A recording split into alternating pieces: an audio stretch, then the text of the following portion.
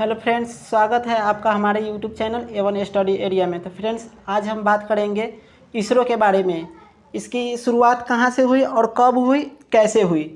तो बिना किसी समय गवाए हुए वीडियो को स्टार्ट करते हैं और देखते हैं इसरो के बारे में कुछ रोचक तथ्य। सबसे पहले तो देखेंगे रोचक तथ्य। इसरो का सफ़र यानी कि Indian satellite research organisation RISAT RISAT BR-1 उपग्रह को अन्य उपग्रहों के साथ सफलतापूर्वक प्रक्षेपित किया गया। अमेरिका के 13 छोटे उपग्रहों को एक साथ प्रक्षेपित किया गया, जिसे कार्टोसैट 3 नाम दिया गया। इसरो का अब तक का सफ़र 21 नवंबर 1963 को केरल के तिरुअनंतपुरम, केरल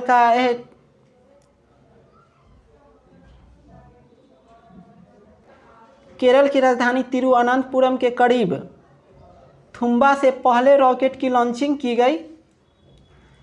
1965 में space science and technology Thumba में स्थापित की गई। थुम्बा कहाँ है?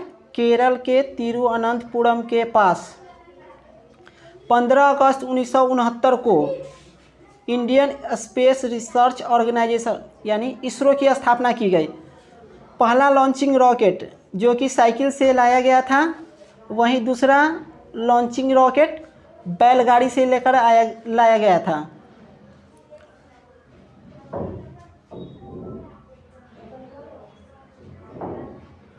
आर्यभट्ट देश का पहला प्रक्षेपित उपग्रह था। भारत का सबसे पहला प्रक्षेपित उपग्रह आर्यभट्ट था। सबसे पहले सैटेलाइट लॉन्च व्हीकल विकसित किया जाता है। जब किसी सैटेलाइट को उड़ाया जाता है तो उसके लिए उसका लॉन्च पैड विकसित किया जाता है। फिर PSLV यानी पोलर सैटेलाइट लॉन्च व्हीकल किया जाता है, या इसे इसरो का वर्क हाउस भी कहते हैं।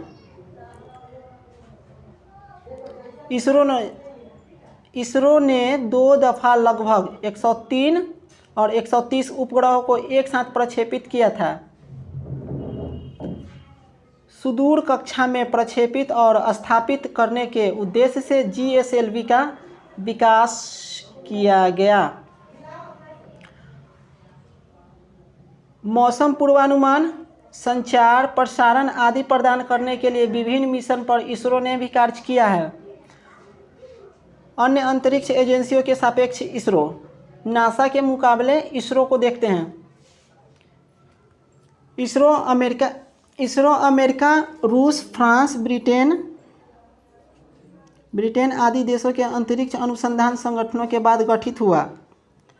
देश के किसी मिशन पर लगने वाले बजट के बीच भी तुलना करें तो इसरो का बहुत ही कम खर्चा है। मंगलयान पर होने वाला मौद्रिक खर्च नासा का द्वारा खर्च की गई राशि का महज 10वां हिस्सा, यानी कि मंगलयान पर होने वाला जो मौद्रिक खर्च है नासा के द्वारा, वो इसरो का मात्र 10वां महज है।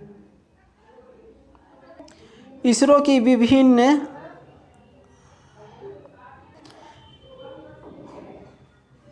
विभिन्न वाणिज्यिक गतिविधियों को संचालित करने के लिए अंतरिक्ष कॉरपोरेशन लिमिटेड की स्थापना हुई।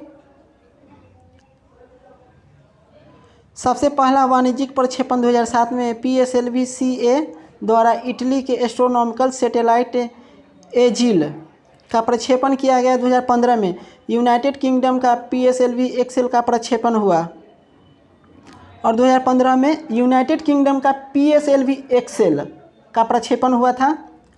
अंतरिक्ष में पिछले 3 वर्षों में लागू 240 से ज़्यादा वाणिज्यिक उपग्रहों को प्रक्षेपित किया गया। अंतरिक्ष में पिछले 3 वर्षों में लगभग 240 से ज़्यादा वाणिज्यिक उपग्रहों को प्रक्षेपित किया गया। मार्च 2019 में केंद्र सरकार ने डिपार्टमेंट ऑफ स्पेस के नियंत्रण में new space India limited NSIL की स्थापना की थी। अंतरिक्ष उद्योग में वृद्धि और उद्योगों का आधार विनिर्माण और उत्पादन को बढ़ावा मिलेगा। साथ ही जल, खाद्य आपूर्ति और सुरक्षा, स्वच्छ वायु, शिक्षा एवं रोजगार जैसी बुनियादी सुविधाएं एवं ज़रूरत मुहैया कराना सरकार की प्राथमिकता होगी। फॉरेन रिजर्व में इजाफा होता है और देश की अर्थव्यवस्था को मजबूती मिलती है। फॉरेन रिजर्व में इजाफा होता है और देश की अर्थव्यवस्था मजबूत भी होती है।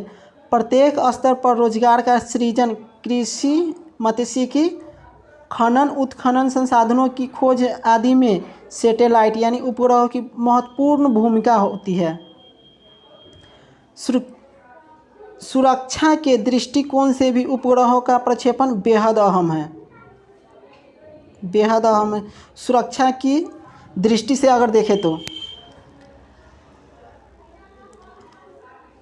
इसरो के आगे की राह।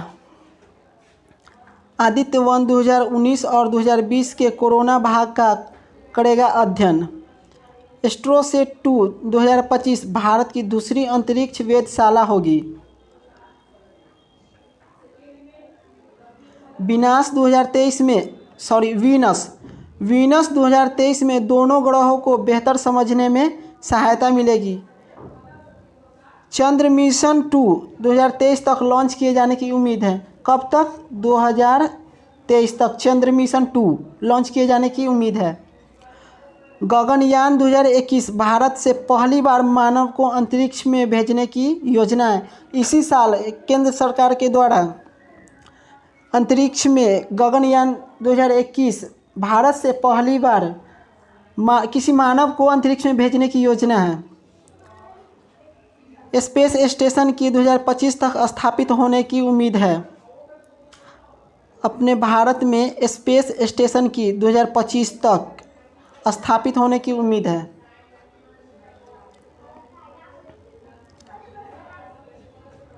निसार अभियान भी अहम है जिसे इसरो और नासा दोनों मिलकर करेंगे क्रियान्वित। फ्रेंड्स, आज की वीडियो में यहीं तक रहा। आप लोग के लिए क्वेश्चन है, हाल ही में इसरो ने किसका अध्ययन करने के लिए साउंडिंग रॉकेट RH-560 लॉन्च किया है? इस क्वेश्चन का जो आप आंसर देंगे वो हमें कमेंट बॉक्स में देंगे और इसका आपको आंसर हमारे टेलीग्राम लिंक पर मिल जाएगा। आप ज्वाइन कर सकते हैं A1 स्टडी एरिया टेलीग्राम। मिलते हैं नेक्स्ट वीडियो में, तब तक के लिए बाय। जय श्री राम।